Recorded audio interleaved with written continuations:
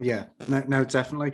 I think that what was interesting, again, just referring back to Daddy Caddy on the Bag by Rick Hurt, is that one of the other points as well was burnout. And I think that one of the interesting comments that he made was that, in his in his journey as a golfer, because he was a promising junior, went into the corporate world and then stepped back into golf later in his career, was that there were so many juniors that he saw, probably from around the ages of 8 to 13, that excelled but burnt out in their early teens, at which point there was kids that had only started playing when they were 11 or 12, had already started to overtake the ones that were, the next big thing.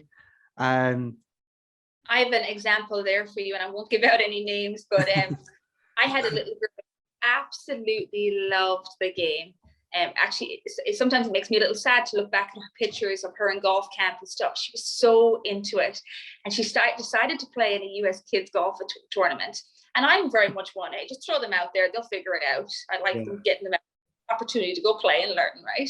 But for her first 9-hole tournament, she shot for 9 holes. She shot an 82. Now that's a lot of strokes for 9 holes, okay?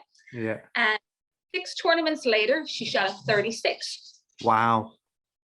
So obviously there's a lot of work done in that time, and Daddy definitely pushed, and a big thing when she shot this 36, and she was 7 years old, and she's gone from 82 to 36. And now that girl is 12 years old and she no longer plays golf. Oh wow, that's sad. Yeah. So I see throughout the years. So I think sometimes harping on about it, parents are like, yeah, but my child is different. I think we've seen it so much that we just have to be careful with it.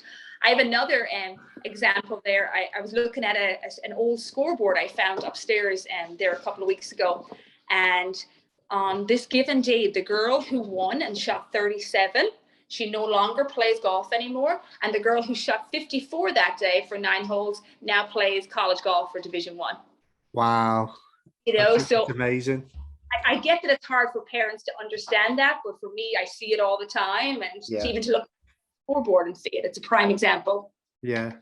No, absolutely. I watched a documentary recently where there was a young lad. Remember it really, really well. And there was a lad called Sonny, his name was, and he was a footballer from London, and he was about 10 years old, and he was just a mega star. He was so gifted, so talented. And he ended up going to have trials with Ajax in Holland, and was selected. And then I think there were some issues with him wanting to go and move there at such an early age. And his dad put him on the TV, got him TV deals, insured his legs, like all sorts of these things. And I think by the time he got to 14 or 15, he just totally burnt out, became disinterested in football, and just obviously never fulfilled his potential because he never played.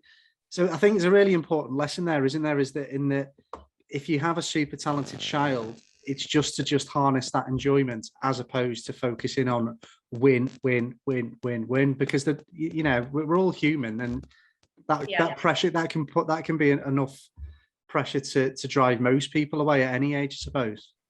Yes, I think going back to the fact there of just listening to your children. I'm not saying don't push them a little bit, but you have to listen to them. Sure. They'll let you know they're burnt out.